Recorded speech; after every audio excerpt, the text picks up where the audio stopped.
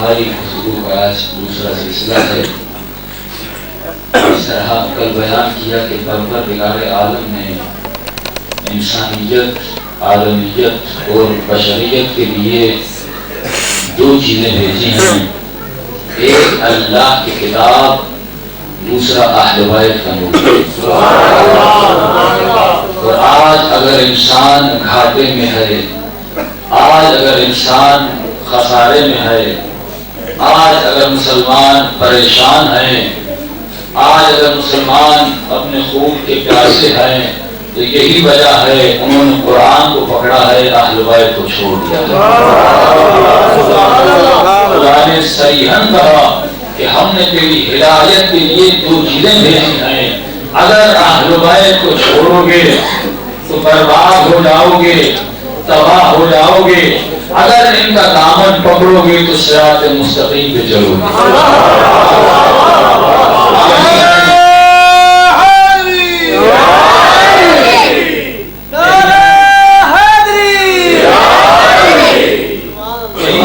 صراط مستقیم دکھانے والے، یہی ہے تمہیں صراط مستقیم پہ چلانے والے۔ کل ہم نے وسیلے پہ کچھ دلائل پیش کی کہ اللہ اگر ہدایت کرتا ہے تو یا نبی کے وسیلے سے کرتا ہے، یا علی کے وسیلے سے کرتا ہے، یا کربلا میں حسین ابن علی کے وسیلے سے کرتا ہے، یہ قرآن اس طرح ہدایت کرتا ہے۔ ہم نے کل قرآن سے ایک دلیل دی تھی سورہ بقرہ سے کہ حضرت آدم کہ اگر توبہ قبول ہوئی تو پنجتن کے پاک کے صدقے میں قبول ہوئی۔ بشر آدم سے جو پوری انسانیت کے باپ تھے، ہم نے کہا جب تمہارے باپ کی دعا بغیر پنجتن قبول نہیں ہوتی تو تیری دعا کیسے قبول ہوگی؟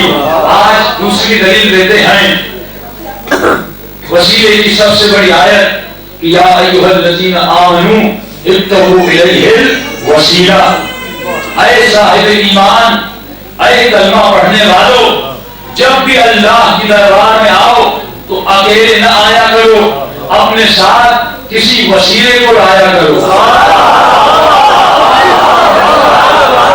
کسی وسیلے کو لایا کرو۔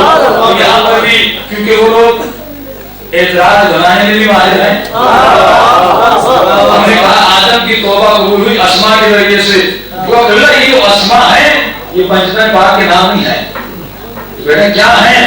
کئی اللہ کے نام ہیں، جیسے رحمان ہے، رحیم ہے، کریم ہے، یہ اللہ کے نام ہے۔ اللہ کہتا ہے جب بھی میرے دربار میں آؤ تو اے خدا تجھے رحمان کا واسطہ، تو اللہ کے اسماء یعنی اللہ کے نام۔ ہم نے کہا ٹھیک ہے، ہم نے مان لیا یہاں پہ اسماء سے مانا اللہ کے نام ہے، اللہ کے اسم ہے۔ میں نے کہا پہلے یہ بتاؤ اسم کی معنی کیا ہے؟ اسم کہتے کسے ہیں؟ آپ کے گھر میں پیدا ہوا بچہ، آپ اس کا نام رکھا علی، اس کا نام رکھا محمد، کوئی بھی نام رکھا، تو بلا نام کیوں رکھا جاتا ہے؟ کہا نام ہے پہچان کی علامت، نام ہے پہچان کی علامت۔ نام اس لیے رکھا جاتا ہے تاکہ وہ پہچانا جائے۔ ہم نے کہا کر دیکھو اللہ کے نام کون ہے، اللہ جن کے ذریعے سے پہچانا جاتا ہے، تو میرے چھٹے امام نے فرمایا نحن اسماء اللہ، ہمیں اللہ کے اسماء کہتے ہیں۔ ہم نے عبادت کی، ہماری عبادت کو دیکھ کر ملائکہ نے عبادت کرنا شروع کی، ہم نے سجدہ کیا، ہمارے سجدے کو دیکھ کر ملائکہ نے سجدہ کرنا شروع کیا، یہاں تک کہ میرے مولا فرماتے ہیں لو لا عبد اللہ، اگر ہمارا وجود نہ ہوتا تو اللہ کی عبادت کرنے والا بھی نہ ہوتا۔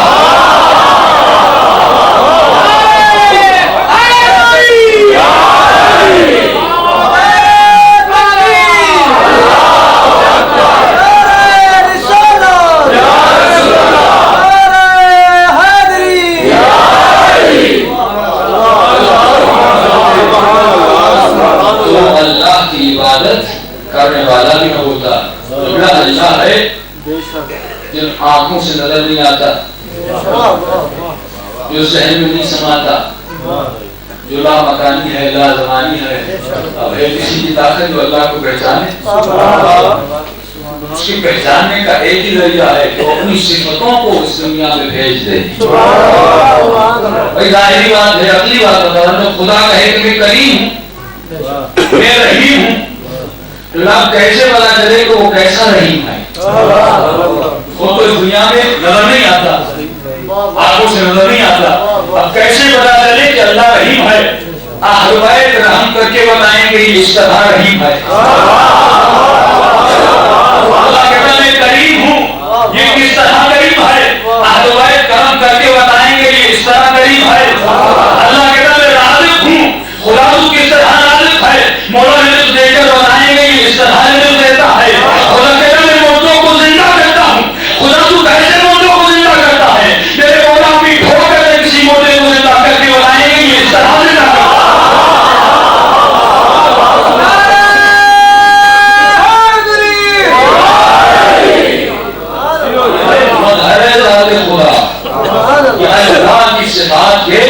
مظہر ہے، ان کے ذریعے سے اللہ پہچانا گیا. دوسری دلیل سنیے اسی سورہ بقرہ سے.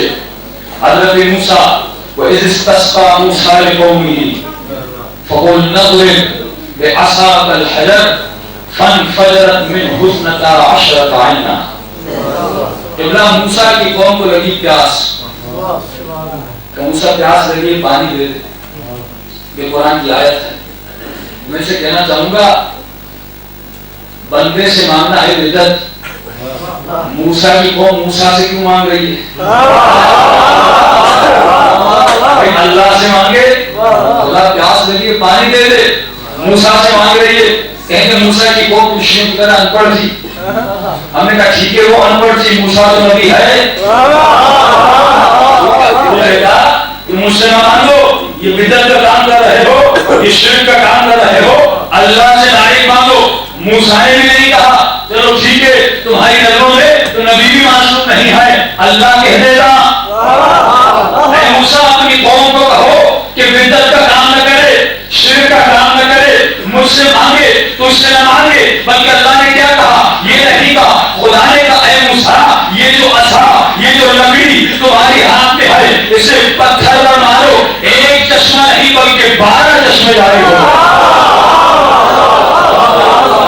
خدا نے بتا دیا اگر میں فیض ڈالوں گا تو یا ولی کے ذریعے سے کروں گا یا نبی کے ذریعے سے، ڈائریکٹ نہیں دوں گا. یہاں پہ ایک اور چھوٹا سا نقطہ چھپا ہوا ہے. قبلہ انہوں نے تو کہا موسیٰ کو، اب یہ بیچ میں عصا کہاں سے آ گئی؟ اگر سمجھیں گے تو مزہ آئے گا، دوست بھی آئے گا. یہ بیچ میں لکڑی کہاں سے آ گئی؟ حضرت موسیٰ اسماعیل کی طرح اپنے پاؤں مارتے چشمہ جاری ہو جاتا، مارتے چشمہ جاری ہو جاتا. یہ لکڑی کہاں سے آ گئی؟ کیا نبی کے ہاتھ میں طاقت تھی؟ اس لکڑی میں زیادہ طاقت تھی تو خدا نے کہا نبی کے ہاتھ میں طاقت تھی، نبی کے ہاتھ میں کرم تھا. لیکن اگر نبی مانتے تو نبی کی عظمت کا پتہ چلتا. جس چیز کی نسبت نبی سے ہے اس چیز کی عظمت کا پتہ نہ چلتا. تو میں کہنا چاہتا ہوں یہ لکڑی ہے، نسبت حضرت موسیٰ سے ہے، چشمے جاری کر دیتی ہے. ارے ہم پہ اعتراض کرنے والوں کہ دارون کو کیوں چومتے ہو، حرم کو کیوں چومتے ہو؟ ہم مانتے ہیں حرم کی لکڑی عام لکڑی ہے، لیکن جب اس لکڑی کی نسبت حرم عباس سے ہو جاتی ہے تو یہ عظیم ہو جاتی ہے.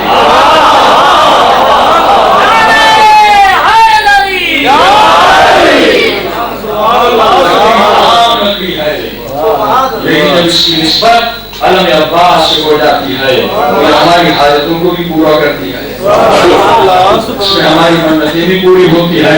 کیونکہ یہاں پہ نسبت کا تسلسل ہے. لکڑی تو عام لکڑی ہے، کسی طرف کی لکڑی نہیں آئے، کہاں کی لکڑی لیا، لیکن اس پہ نام عباس لگ جائے. یہاں ہو سکتا ہے شاید 600 سال پہلے کوئی گھر ہو، لیکن جب اسے وقف کیا گیا حسین ابن علی کے نام پہ، اب یہ گھر ہو گیا مقدس. اب اس کی دیواروں کو بھی آپ چومتے ہیں، یہاں بیٹھنا بھی آپ کے لیے فضل ہے اور آپ کا عقیدہ ہے یہاں پہ عزاداروں کے لیے ملائکہ بھی آیا کرتے ہیں.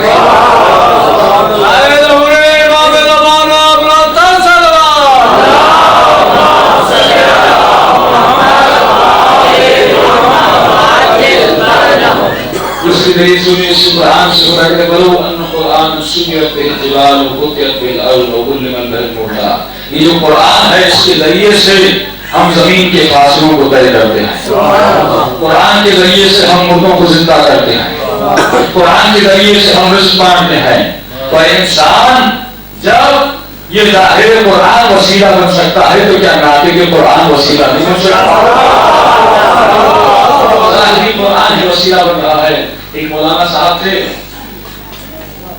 منبر پر گئے اور کہنے لگے یہ جو پل صراط ہے یہ تلوار کی دھار سے بھی تیز، سر کے بال سے بھی باریک اور آگ سے بھی گرم۔ بجنے میں پٹھان بیٹھا تھا، وہ بھی جانتے ہیں آپ جواب کیسا دیتے ہیں، قبلہ یہ کہو کہ جانے کا راستہ ہی نہیں، اسی کا بیٹا ایسی بات نہیں گھبرانے کی ضرورت نہیں۔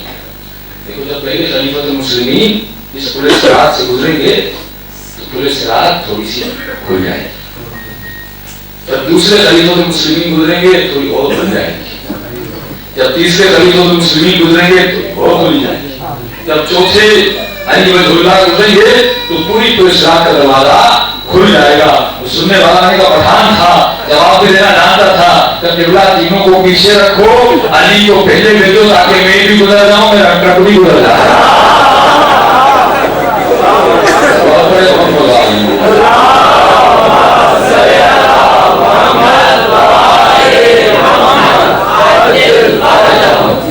اس طرح سے اگر لوگوں کے عقیدے کو خراب کیا جائے، جہالت میں لوگوں کو بٹھایا جائے تو انسانوں کا یہی حال ہوتا ہے۔ اس طرح میں نے آج ایک دو جگہ پہ پڑھا کہ آج جہالت میں غفلت میں لوگوں کو ڈالا جا رہا ہے۔ یہ صرف شیعہ سنی کی بات نہیں ہے، ہر جامع فکر میں، کیونکہ جو لوگ منبر پہ آنے والے ہیں یہ انہی کا قصور ہے کہ لوگوں کو جہالت میں ڈال دیں، کیونکہ پتہ جب لوگ علم حاصل کر لیں گے علم کی دال نہیں ملے گی، ان کو جہالت میں رکھو۔ جس طرح ایک انسان جب تعویذ لکھتا ہے اس کے در پہ اگر رش ہو خدا نہ خاصا وہ جھوٹا بھی ہو، کسی کو تھوڑی کہے گا اندر کچھ نہیں لکھا۔ کہ ہمارے دوست تھے ان سے پڑھے ہوئے تھے کہ جب میں اپنے گاؤں گیا تو خواتین بہت بار آتی، ایک تعویذ ہو میری سانس میں ہو جائے، بڑا مجھ سے لگتی ہے۔ جب گھر میں جاتا ہوں صبح سے شروع ہوتی ہے شام تک ختم ہی نہیں ہوتی، مجھے تعویذ لکھنا نہیں آتا تھا، لکھوں تو کیا لکھوں، میں نے ایسے ہی کاغذ پر کچھ لکھ کے بند کر دیا۔ میں کہا جب تک سانس آئے اور کچھ جھگڑا کرنا شروع کر دے اس کو اپنے دانتوں کے بیچ میں رکھ کے زور دینا۔ ٹھیک ہے، خواتین کا عقیدہ ان چیزوں میں بڑا ہوتا ہے تو جانتے ہیں۔ اب اسے دیا، یہ بیچاری گئی، جیسے سانس جھگڑا کرنے آئی اس نے تعویذ کو اٹھایا اور دانتوں کے بیچ میں رکھ کے زور دے کے کھڑی ہو گئی۔ اب ظاہر ہے آپ کو کوئی گالیاں دے گا، آپ جواب نہیں دیں گے تو وہ تھک جائے گا۔ اب آدھا گھنٹہ ایک گھنٹہ سانس سے گالیاں دیتی رہی، یہ اس تعویذ کو دباتی رہی، وہ بھی تھک کے چلی گئی۔ کل آئی منگانے کے بعد منگانا زبردست تعویذ، 3 گھنٹے مجھے کہتی رہی لیکن میں دباتی رہی۔ یہ بولا فرماتے جب تمہیں کوئی گالیاں دے تو خاموشی اختیار کرو۔ اب ظاہر دیوار سے کوئی بولتا ہی نہیں، تھک جائے گا، چلا جائے گا۔ مجھے ایسا نظرانہ بھی دیا، ہر روز میرے لیے دودھ بھی لے کر آتی تھی۔ اب جس کا گھر یہی چیزوں سے بسا ہوا ہو تو وہ لوگ عوام کو پھر تبلیغ نہیں کرتے، بیدار نہیں کرتے۔ آپ لوگ راستے بتائیں، گھر میں جھگڑے تو مجھے راستے بتائیں۔